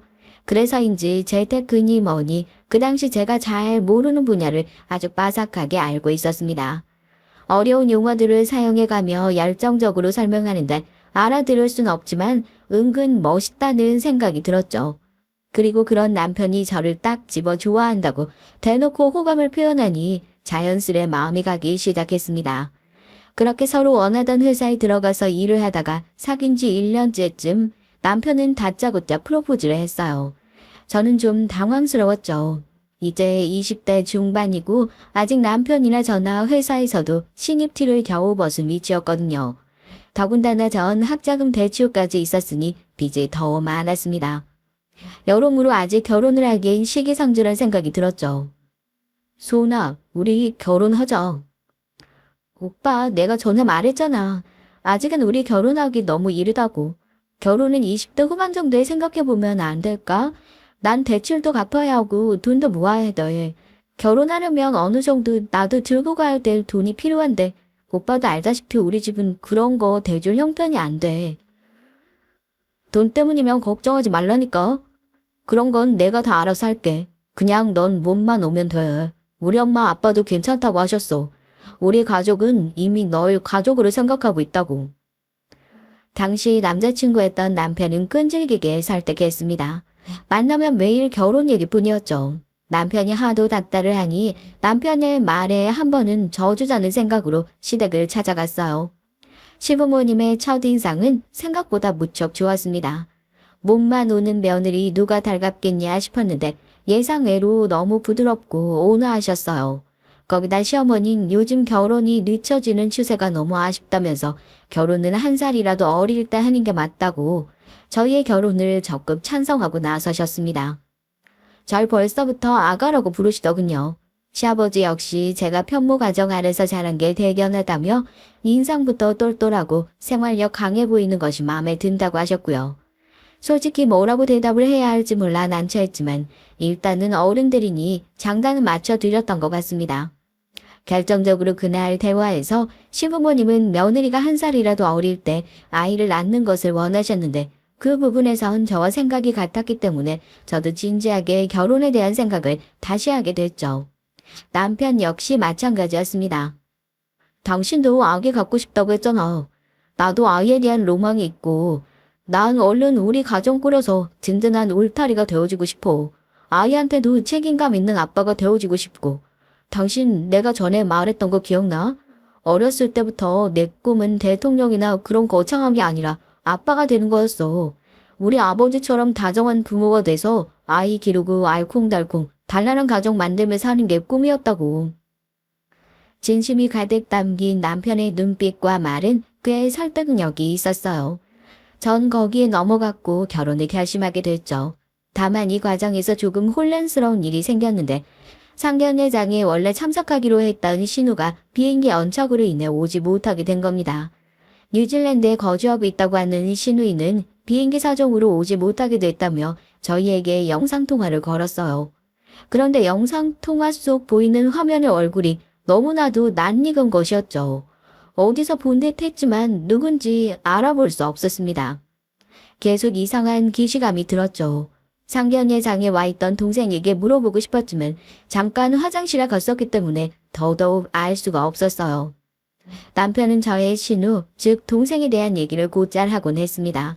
자기 동생 성격이 아주 화끈하고 대범하다면서 말이죠. 자기에게 새언니가 생기기만을 오매물만 기다렸다는 말을 함께 전달하면서 제가 만약 시댁의 일원이 된다면 아마 동생이 저에게 가장 잘해줄 것 같다는 말도 전했습니다. 그래? 그 정도야? 동생은 항상 언니를 갖고 싶어 했거든. 내가 아무래도 오빠니까 자기하고는 코드가 잘 안 맞는다면서 아쉬워했어. 학창 시절 때도 유학 가기 전까진 얼마나 언니 노래를 불렀는지. 근데 내가 자기랑 결혼하게 됐다고 하니까 엄청 좋아하는 거 있지? 이제 자기한테 칠언니 생기는 거냐고 그런 말까지 하더라니까. 말 한 번 예쁘게 하네. 나도 당신 여동생이고 내 신우니까 잘 챙길게. 전 신우가 했던 말들을 액면 그대로 들으며 나도 잘해줘야겠다 마음먹고 있었어요. 하지만 결혼식 날 신우의 얼굴을 보고 인사하며 전 그야말로 충격에 빠졌고 결혼식은 악몽으로 변하고 말았습니다. 어이없고 화가 나면서도 한편으론 이날 전 사람의 악연에 대해서 많은 생각을 했네요.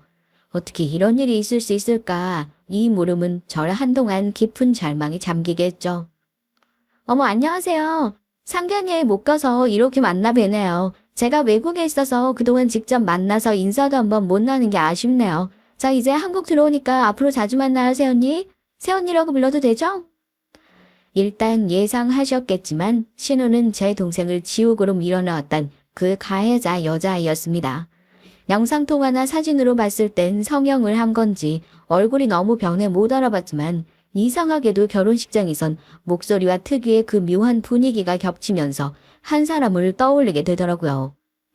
저 혹시 언니 신우 어느 중학교 나왔다고 했지? 저 대신 동생이 제게 먼저 물어봤고 남편에게 물으니 답이 나오더군요. 동생과 같은 중학교였습니다. 신우의 이름과 신우가 유학을 갔다는 얘기를 듣고도 왜 가해자 그 아이를 생각하지 못했는지 스스로 한탄스럽기도 하고 자책도 됐죠. 만약 신우가 한국에 있었더라면 오며 가며 한 번은 봤을 텐데, 그랬다면 그 아이라는 걸 짐작했을 텐데, 무슨 운명의 장난인가 싶었고요. 언니, 그래도 좋은 집안에 시댁 간 거니까 날 신경 쓰지 마. 이렇게 좋은 날, 알았지? 동생은 애써 의아한 척 굴었지만 저는 행복해야 할 결혼식장에서 내내 신우 생각이 머릿속을 떠나지 않았습니다. 왜냐하면 신우도 결혼식장에서 분명 동생을 봤을 텐데, 그럼 제가 누구인지 알았을 텐데 오히려 싱글벙글 아무렇지 않게 웃고 있었거든요. 속이 메스꺼워졌습니다. 그리고 그때부터 제 예상을 뛰어넘는 혹독한 저의 결혼 생활이 시작됐죠. 우선 전 이것을 남편에게 먼저 털어놓으려고 했어요. 아무래도 저 혼자만 알고 있을 사실은 아닌 것 같았거든요. 근데 자기 여동생을 너무도 착하고 좋은 사람이라고 믿고 있는 남편에게 말했다가 또 무슨 일이 일어날지 예상이 안 되더라고요. 또 시부모님 역시 딸의 실체에 대해선 모르는 눈치였는데 이제 서로를 알아가기 시작하는 결혼 생활에 행여나 안 좋은 영향을 끼칠까 걱정도 됐고요. 그러던 찰나 동생에게서 전화가 왔습니다. 언니, 나 생각해봤는데 일단 형부한텐 말하지 마. 괜히 이 얘기 꺼내면 언니 시댁에 가는 거 많이 껄끄러워질 거 아니야. 그리고 솔직히 말하면 지금 와서 나랑 걔랑 다시 마주칠 것도 아니고 아픈 과거 일 다시 꺼내서 마음 어지럽게 만들고 싶지 않아. 그냥 이대로 넘어가고 싶어. 그렇게 해줘, 언니. 동생은 과거는 과거로 묻고 넘기고 싶어 했어요. 동생 입장에선 트라우마와 같은 일이었으니 굳이 더 들춰내고 싶지 않다고 하더군요. 정말 괜찮겠어, 소진아? 너 후회할 수도 있어. 물론 굳이 들춰내서 네 마음이 더 힘들다면 내가 아무 말 안 하는 게 맞지만 언니는 아직도 하나. 걔 얼굴 똑바로 쳐다보고 싶지도 않다고. 걔가 너한테 어떻게 했는데. 걔 때문에 넌 몇 년을 고생했잖아. 집 밖에도 못 나가고 사람들 눈도 못 쳐다보고. 네가 대인기피증으로 얼마나 힘들어했니? 저는 이 상황이 왠지 피해자가 더 피해를 보는 상황인 것 같아 마음에 들지 않았습니다. 괜히 찜찜하고 찝찝했어요. 하지만 동생은 의견을 굽히지 않았죠. 동생이 이렇게 고집을 부리는 건 별로 없는 일이었어요. 아니야.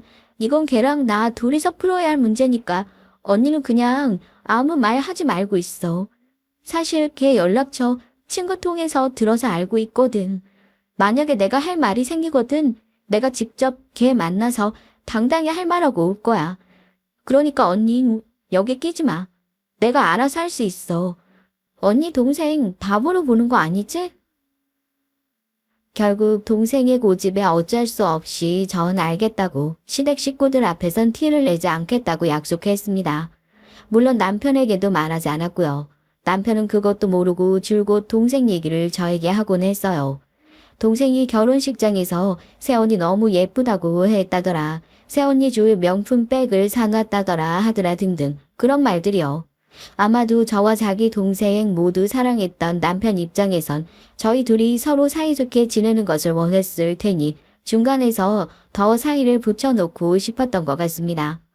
하지만 그러던 어느 날 남편이 잔뜩 술에 취해 들어왔더군요. 남편은 제게 왜 진작 말하지 않았냐며 말문을 열었습니다. 전 섬찟했지만 그 말에서 짐작할 수 있었죠.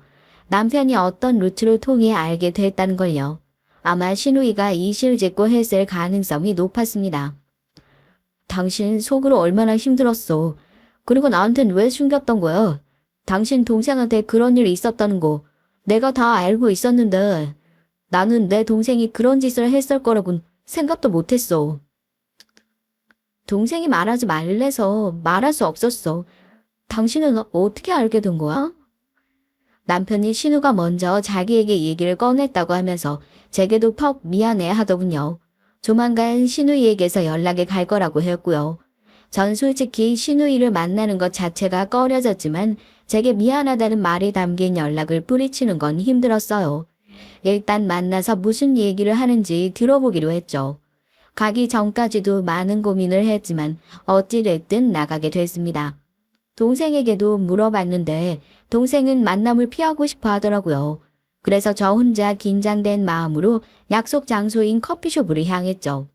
커피숍 안에서 시누이는 저를 먼저 기다리고 있었습니다. 옆엔 시어머니와 시아버지까지 함께 앉아 계셨고요. 제가 들어오자 시누인 눈물을 똑똑 흘리며 제게 미안하다고 하더군요. 새언니, 미안해요. 내가 과거엔 너무 철이 없었어요. 그게 센 건 줄 알고. 아가 미안하다. 나는 그런 일이 있었을 거라곤 주어도 생각하지 못했어. 자식 교육 못 시킨 내가 잘못이다. 시아버지 신우보다 더 미안한 얼굴로 곁들여 미안하다는 말씀을 전해주시고 제 손을 잡으시더군요. 기회가 된다면 직접 제 동생에게 꼭 사과를 하게 하고 싶다고요. 동생이 만남을 거부했기 때문에 이 자리에 동생을 끌고 나오진 않았지만 일단은 시아버지의 진심 어린 말과 신우의 사과에 약간은 마음이 풀렸습니다. 말 한마디로 용서한 건 아니었고 사실상 진짜 피해를 입은 건 동생이었지만 나중에 동생이 마음의 준비가 된다면 진심 어린 신우의 사과를 받는 것도 나쁘지 않겠다고 생각이 들었어요. 새언니 꼭 전해주세요. 제가 정말 미안해한다고. 제 잘못 정말 뉘우치고 있다고요. 전 이때만 해도 신우의 말이 모두 진심일 거라고 믿고 있었습니다. 그렇지 않다면 제게 구태여 사과할 자리까지 만들 필요가 없었으니까요. 그러나 신우의 본성이 드러난 건 얼마 걸리지 않았습니다. 시어머니 역시 마찬가지였고요. 일단 저희가 결혼한 지 얼마 안 되어 비보가 있었어요. 그날 따뜻하게 제 손을 잡아주셨던 시아버지가 너무나 갑작스럽게 돌아가신 일이 발생하고 말았습니다. 시아버지와는 많은 추억이 있진 않았지만 남편을 통해 좋은 분이라고 들었고 꾸준히 회사를 운영하시며 가족만을 위해 사신 분이라고 들었기에 저도 마음이 안 좋았어요. 어쨌든 저의 시아버지니까요. 장례식장에선 남편도 시누이도 시어머니도 모두 마음을 가누기 힘들어했습니다. 특히 시어머니는 울면서 몸도 가누지 못하고 정신도 차리지 못하셨는데 그런 시어머니에게 제가 물도 떠다 드리고 하면서 시어머니를 열심히 챙기기에 바빴죠. 결혼하고 얼마 안 되어 생긴 일이라 저도 당황스럽고 혼란스러웠습니다. 남편은 그 후 좀 더 바빠졌어요. 시아버지께서 남편에게 회사를 물려주기로 이미 유언장을 써 놓으셨기에 회사가 자연스레 남편에게 넘어가게 되었거든요. 남편은 자신의 아버지의 뜻을 받들어 열심히 해야겠다고 하면서 열의를 불태웠고 전 그런 남편이 안쓰러웠지만 옆에서 묵묵히 챙겨주는 걸로 대신했습니다. 시어머니가 가끔씩 정신적으로 힘들어하셔서 제가 가끔 시댁에 가서 반찬이며 뭐며 해드렸고요. 그리고 그렇게 아버님이 돌아가시고 난 뒤 맞이한 첫 시댁 행사는 바로 시어머니의 생신이었는데요. 이 날을 기점으로 전 시댁의 진짜 얼굴을 보게 됐어요. 시어머니가 그 전주에 기니 할 말이 있다며 절 부르시더군요. 당시 시어머니 얼굴엔 이상하게 활기가 돋아 있었습니다. 아무래도 예약한 식당 거기 취소해야겠다. 네? 왜요, 어머님? 스케줄에 문제 생겼나요? 아니, 다름 아니고 그 한식당 말이야. 평이 안 좋더라고. 포털 사이트 리뷰 글들을 몇 개 봤는데 음식 가짓수도 적고 식기도 싸구려를 쓰는 것 같다고. 아, 그래요? 제가 검색했을 땐 가격 대비 평도 좋고 그 동네에선 맛집으로 소문도 나 있고 그래서 고른 건데 어머님도 저는 마음에 들어 하셨잖아요. 그럼 다른 곳으로 알아볼게요. 아이고 너는 무슨 말귀를 이렇게 못 알아먹냐? 다른 곳으로 알아보라는 게 아니고 네가 준비를 하라는 거지. 네 남편 죽고 마음이 이토록 어렵고 힘든데 네가 좀 며느리 역할을 해야 되지 않겠니? 그런 좁은 한정식 식당 룸 안에서 좁게 다닥다닥 붙어 앉아서 생일을 축하받아야겠어. 내 생일은 네가 정성껏 한번 준비해봐라. 우리 아들한테 듣기론 너 음식 솜씨가 제법이랑요. 그 실력 발휘 여기서 한번 해보라고. 그게... 솔직히 부담스러워서 거절하고 싶었어요. 제가 하는 요리는 보통 저희 또래 친구들을 대상으로 하는 요리가 많았고 전 양식 위주의 요리를 잘하는 편이었거든요. 한식은 그냥 평범한 주부 수준이었기에 어머님 생신상은 자신이 없었습니다. 그래서 사실대로 말씀을 드리니까 시어머니는 어떻게든 해볼 생각을 해봐야지. 왜 하기 전부터 포기를 하려고 드니? 이러면서 준비를 해보라고 난리를 치더라고요. 눈치를 보니 은근히 기대를 하고 계시는 것 같고요. 그래서 부담스럽고 싫지만 처음이고 밉보이기 싫으니 전 알겠다고 말하곤 인터넷을 보며 정성스레 생일상을 준비하게 됐습니다. 잡채부터 시작해서 갈비찜, 불고기, 샐러드, 굴비. 정말 지금 생각하면 결코 혼자 할 수 없는 양을 어떻게든 꾸역꾸역 준비를 해갔는데요. 남편도 놀라서 눈이 휘둥그레지더라고요. 아니 당신 지금 이 요리를 설마 다 한 거야? 대단하다. 내가 이런 와이프를 두고 있었더니 엄청 자랑스러운데? 사실 우리 엄마는 요리 솜씨가 별로여서 2가지 이상 음식을 안 내놨거든. 그것도 간이 너무 짜거나 너무 싱거웠고. 나 미국 가기 전엔 거의 반찬 가게에서 사 먹었는데 난 당신 만나서 진짜 복 받았다. 아유, 그 정도 아니야. 그냥 몇 가지 해봤어. 근데 나도 처음이라 입맛에 맞을지 모르겠다. 어머님이 좋아하셔야 할 텐데. 그날은 그렇게 남편의 칭찬에 기분이 잔뜩 좋아져 시댁으로 향한 날이었습니다.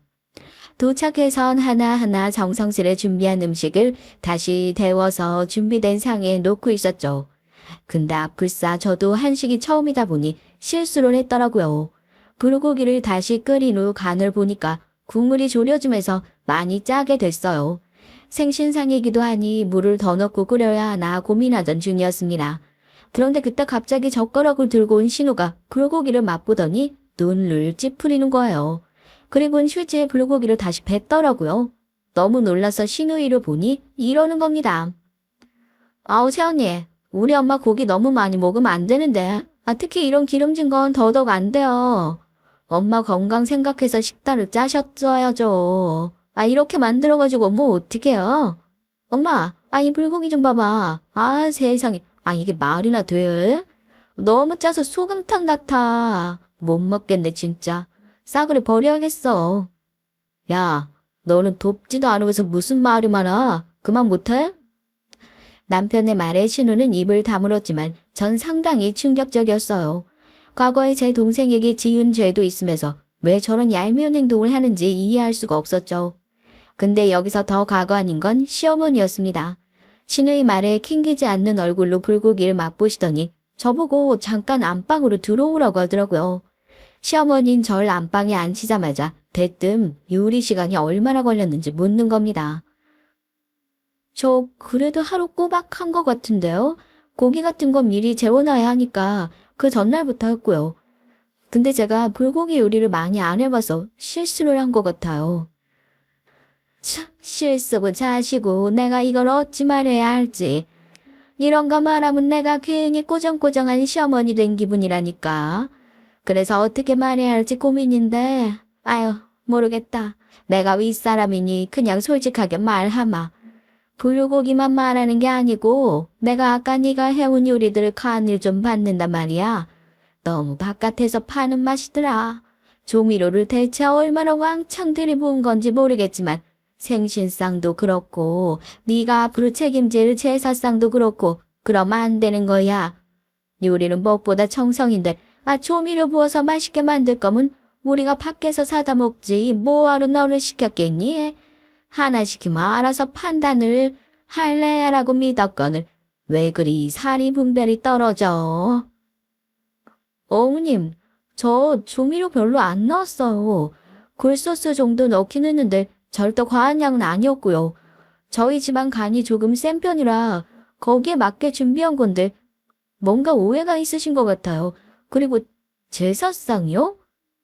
혹시나 해서 여쭤보는 건데 제사상도 저 혼자 다 해야 하는 건가요? 그럼 그걸 질문이라고 하니? 당연히 며느라가 네 혼자 다 해야지. 원래 제사는 여자들이 준비하는 거야. 근데 말이다. 너 혹여나 해서 말인데 우리 딸이 과거에 실수 좀 했던 거 가지고 원함 품고 복수하려는 거니? 네. 전 너무 놀라 반문했어요. 시어머니는 제가 불고기 요리를 그렇게 만들어 온 것부터 일부러 자기 딸에게 복수를 하기 위해 그랬다고 생각하더군요. 맹세코 전 아니었습니다. 그럴 의도로 생신상을 준비했다면 그건 너무 치사한 짓이었으니까요. 근데 시어머니는 실수를 그런 식으로 치부하며 제가 생각지도 못한 부분을 공격하기 시작했어요. 생신날 미리 생신 축하 문자를 보내지 않았던 것부터 시작해서 제가 일하느라 전화를 못 받은 걸 두고 일부러 안 받았다고 여기더라고요. 우리 딸이 잘못한 건 맞지만 이런 식으로 시어머니를 매기는 건 도리가 아니지. 너도 그건 알아둬야 된다. 전 억울해서 맹세코 아니라고 말했지만 시어머니는 어쩐지 이미 자기 아내 사고에 단단히 갇혀 말이 통하지가 않았습니다. 나중엔 제가 이걸 왜 해명해야 되나 싶어 눈물이 나올 것 같더라고요. 뒤늦게 들어온 남편이 그 상황을 보고는 시어머니와 절 떼어놓아 끝나긴 했지만 전 어이가 없어서 말문이 막혔죠. 생신이 시작되기도 전 기분이 너무 잡치더라고요. 식사 내내 시누이는 불평불만투성이었습니다. 잡채가 너무 달다, 설탕이 너무 많이 들어간 것 같다, 불고기는 너무 짜다, 시어머니보다 더 조목조목 따지고 듣는데 정말 한 대 때리고 싶은 심정이 됐어요. 시어머니 역시 자기 딸이 저러고 앉아있는데도 그냥 맞는 말이라며 맞장구를 쳐주고 있었고요.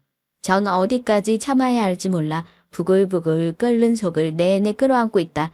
급기야 식사 마지막쯤은 폭탄을 터뜨렸습니다.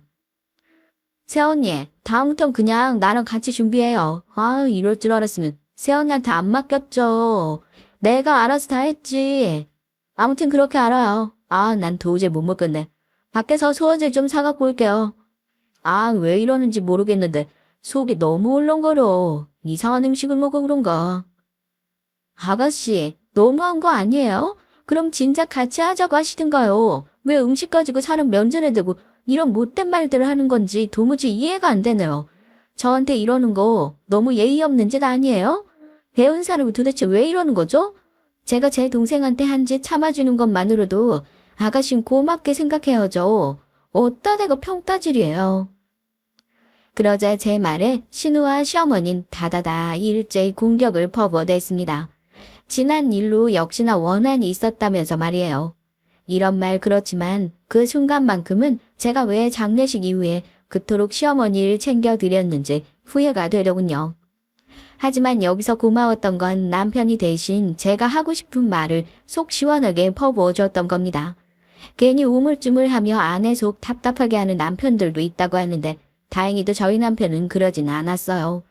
자기가 사랑했던 여동생이라 할지라도 아닌 건 아니라고 칼을 긋더라고요. 준이, 너 지금 뭐 하는 거야? 네 새언니가 정성껏 차려줬음 고맙게 생각하고 먹어야지. 아까부터 계속 이러쿵 저러쿵 하더니 뭐가 어쩌고 어째. 이게 무슨 버르장머리란 말이야.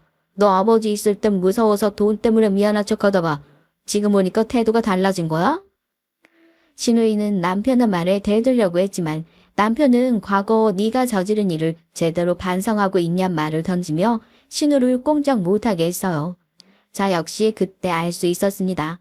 신우가 왜 일이 변한 건지 말이에요. 시아버지가 지닌 돈의 위력에 억지로 사과를 낳았던 것이었고 처음부터 사과는 본심이 아니었던 것을요. 솔직히 내가 뭘 그렇게 잘못했어? 어렸을 땐 다 실수하는 거지. 내가 왜 죽을 죄 지은 사람처럼 행동해야 되는데. 여보, 내가 미안하다. 내가 면목이 없다. 괜찮아. 일단 집에 가자. 여기 너무 어수선하다. 오빠, 어이없다. 난 그냥 솔직하게 말한 건데 왜 새언니 편만 드는 거야? 오빤 내 가족이잖아. 결혼했다고 배신하는 거야? 조용히 못해? 여기서 한마디만 더 해봐. 네 카드고 뭐가 다 정지할 줄 알아. 남편의 불호령이 세지자 그제서야 신우는 조용해졌습니다. 남편이 당시 신우가 한국에 들어온 뒤 마땅히 직업 없이 놀고 있자 카드로 주면서 생활비를 다 대주고 있었거든요. 시어머니 역시 가만히 남편의 눈치를 보고 있더라고요. 전 남편이 나서 정리를 해준 게 무척 고마웠습니다. 사실 내가 왜 이런 헛수고를 했나 싶어서 후회가 막심하던 와중이었는데 가뜩이나 제 동생을 끔찍한 상태로 만든 가해자인 신우가 너무 믿고 증오스러웠는데 신우에 대한 감정이 터져나가기 직전 남편의 대처가 참으로 고마웠어요. 그런데 다음날 신우로부터 전화가 왔습니다. 저희 회사 앞 카페에서 만나자는 연락이었어요. 새언니 한번 봐요. 오빠가 완전 열받아서 지금 내 카드 정지한다 어쩐다 하는데 난 우리 오빠 경제적인 도움 아니면 내 라이프 스타일 망가진단 말이에요. 제가 왜 그래야 되죠? 아가씨 일은 아가씨가 알아서 해결하세요. 뭐예요? 아, 진짜. 막 가자는 거야? 뭐야? 아, 그럼 세연이가 오빠한테 잘 좀 말해주든가요. 내가 사과했다고, 언니가 받아줬다, 뭐 이런 식으로요. 아, 가족인데 그것도 못해줘요? 지금 내 상황 심각하단 말이에요. 오늘 백화점에 내가 탐내던 백 들어왔는데 그거 못 사게 생겼다고요. 백이요? 아, 굉장히 심각한 상황이네요. 그 정도 심각한 상황이면 아가씨가 오빠한테 무릎 꿇고 용서 비셔야겠어요. 전 도와줄 생각이 일체 없거든요. 그리고 가족은 누가 가족이에요?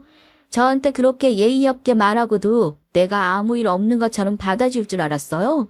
아가씨는 사과하는 법부터 배우세요. 그딴 식으로 사과하면 받아줄 사람 세상 천지에 아무도 없으니까. 솔직히 마음속에서 도라이라고 말하고 싶은 걸 굳게 참은 것 같습니다. 온갖 육두 문자 섞인 욕이 남발할 것 같은데 남편 얼굴 생각해서 간신히 참아 넘겼죠. 그 뒤에도 신우는 뱀처럼 간교하게 계속 문자를 보내왔지만 전 일부러 보지 않았어요. 애 같았는지 나중엔 한밤중에 저희 집 문까지 두드리는 건 남편이 쫓아냈죠. 참 기가 막히죠. 저도 이런 일을 겪으면서 정말 기가 막혔습니다. 아, 신우에 대해서 나중에 듣게 됐지만 신우가 남편 포함해 시댁 가족을 모두 속였더라고요. 신우가 외국에 살면서 회사에 취직했다고 말했지만 그건 알고 보니 거짓말이었고 그 대신 이상한 클럽 같은 곳만 다니다 외국인을 노리는 어떤 꽃뱀 같은 논팽이를 만나서 돈을 다 주는 바람에 탈탈 털리고 한국으로 오게 된 것이었습니다. 한마디로 신우는 외국의 대학교만 간신히 졸업했을 뿐 그 이후는 철저히 나태한 삶을 살아온 거예요. 그러면서도 신우는 아직도 제 남편의 재력에 기대어 살고 싶어 했고 그걸 자기 재력이라 생각하며 돈 없는 사람들은 함부로 대하는 갑질도 종종 해댔죠. 괜히 아파트 경비원 아저씨에게 시비를 건다거나 하는 식으로요. 아저씨, 여기 눈이 이렇게 쌓였는데 똑바로 못 쓸어요. 나 여기서 엎어지면 아저씨가 책임질 거냐고요. 돈도 없으면서 진짜. 제가 차를 끌고 시댁에 들어가기 위해 경비실을 통과하면서 신우가 경비 아저씨에게 해코지 하는 걸 본 적이 한두 번이 아니었어요. 전 신우의 인성 문제가 너무 심각하다고 생각해서 그런 것들을 남편에게 그대로 다 말해버렸고요. 남편은 신우가 인간 되려면 한참 멀었다며 생활비를 영원히 끊어야겠다고 단단히 마음을 먹더라고요. 근데 그러던 어느 날 신우가 전략을 바꾸기로 했는지 가족이 다 모인 자리에서 갑작스러운 선언을 하더군요. 사업을 할 테니 돈을 빌려달라고요.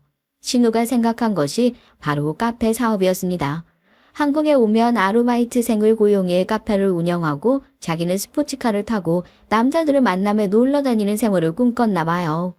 당연히 남편이 안 된다고 하자 레거를 하더군요. 오빠, 내가 잘못했다고. 앞으로 세훈이한테 함부로 안 굴게. 안 그럼 되잖아. 백날 첫날 거짓부렁이 누려놓을 거면 안 하느니만 못해. 그런데 이 자리에 있던 시어머니가 조용히 남편의 말을 듣다 신우에게 한 번 더 기회를 달라고 하더군요. 그러면서 신우가 사업이 아닌 다른 노선을 선택할 거니 준비할 수 있는 지원금을 달라고 하더라고요. 물론 시어머니에게도 돈이 없었던 건 아니었습니다. 근데 이상하게 그날 그런 말씀을 하시더라고요.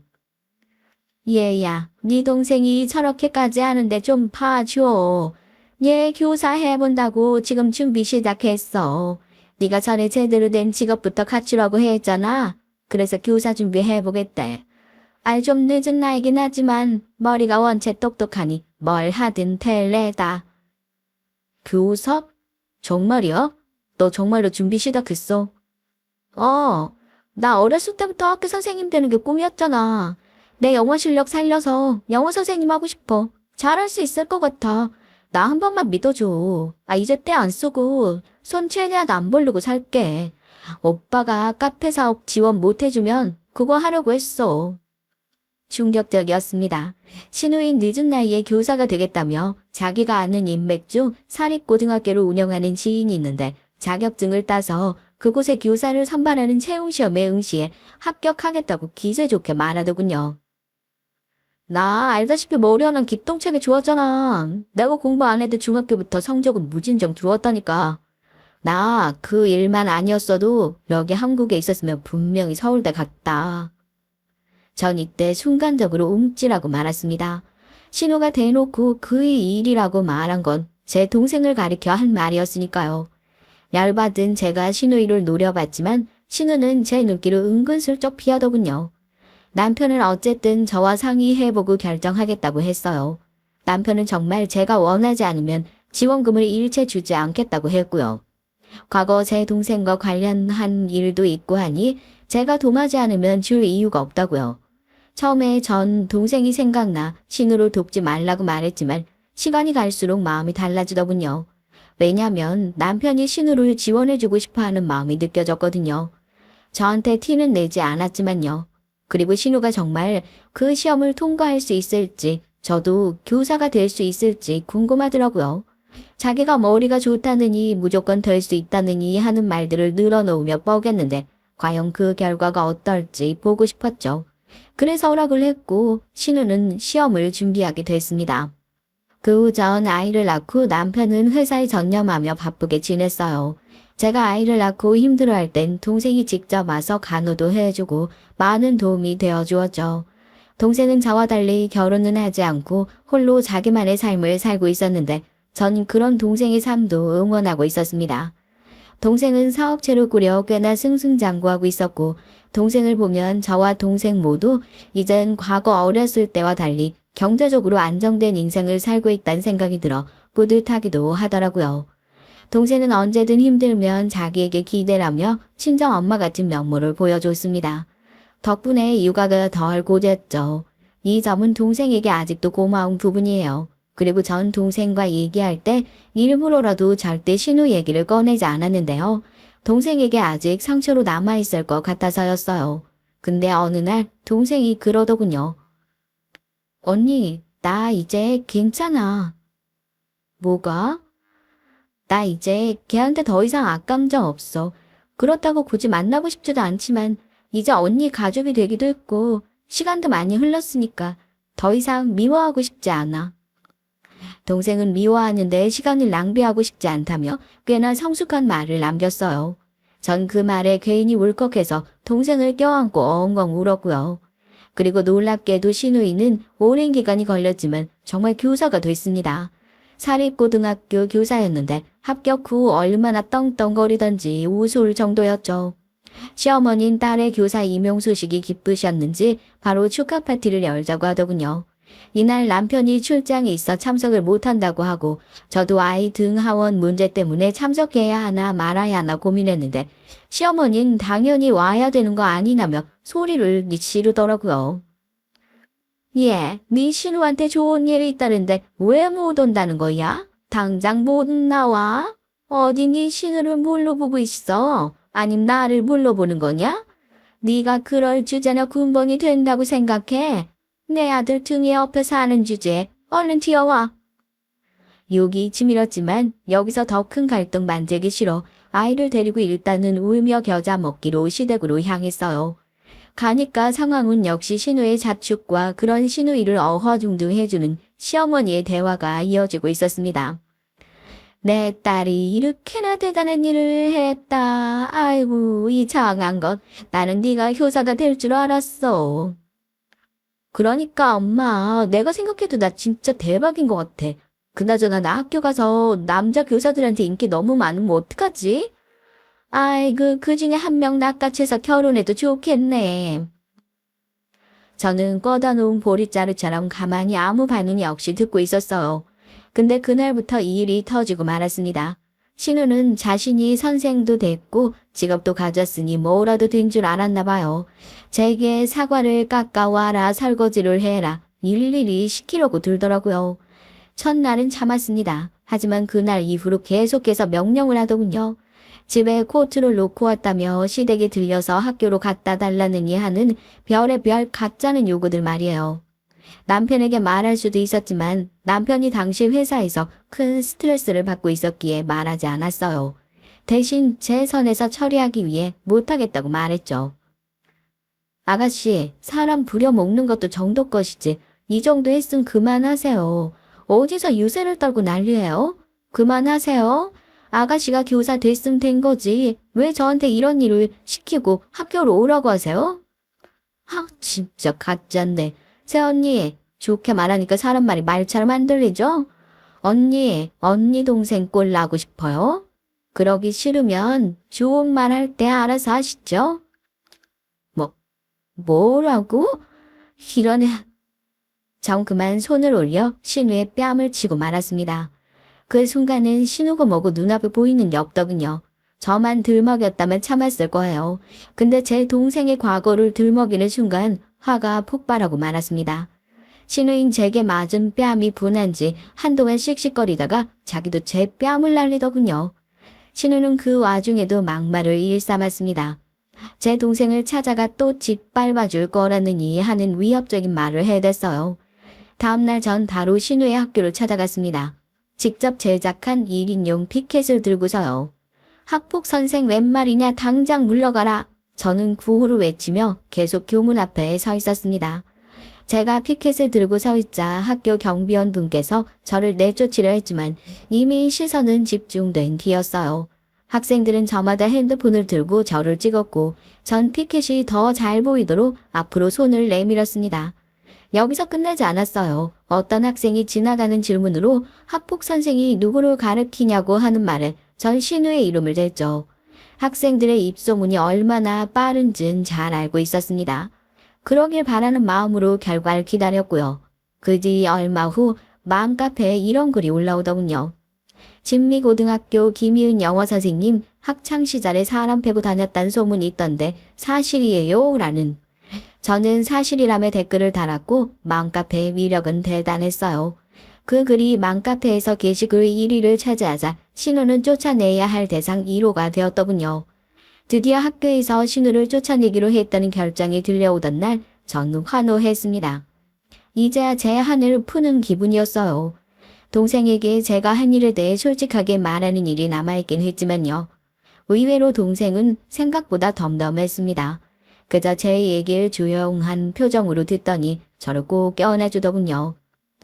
고마워 언니. 나한테 언니가 있어서 다행이야. 동생은 이 말을 해줬고 덕분에 제 마음도 편안해졌습니다. 물론 시어머니는 난리가 났죠. 저를 찾아와 무릎 꿇고 빌더라고요. 제발 학교로 찾아가. 아니라고. 그거 거짓말이었다고 말해달라고요. 하지만 제가 왜 들어주나요? 남편도 제가 한 일에 대해 잘했다고 말해주었으며 완전히 시댁과 연을 끊고 살기로 결심한 판에 말입니다. 그리고 최근에서야 시어머니에게도 나름의 속사정이 있었다는 걸 알게 됐는데요. 어쩌다 지인 소개로 도박판에 빠져서 큰 돈을 탕진하고 다니셨더군요. 그래서 신우이 지원금도 대주지 못하고 있었던 것이고요. 이상하다 생각은 했지만 도박판의 규모가 커지니 백수가 되니 신우도 시모도 모두 길바닥에 나앉을 처지라고 해요. 불쌍하다는 생각은 들지만 인간도 아닌 것들 더 이상 상대하지 아니렵니다. 고마워.